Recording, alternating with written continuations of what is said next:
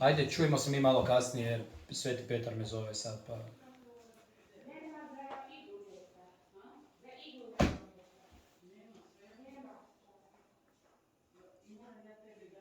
Je, može.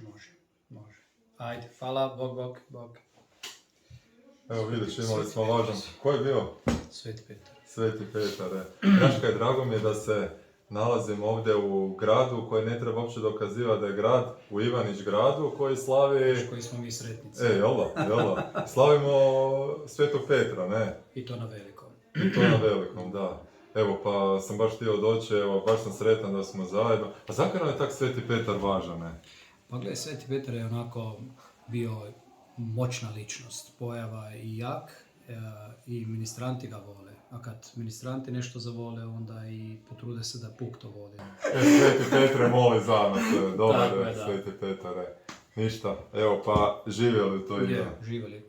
Moram ti da točiti malo, ajde živjeli.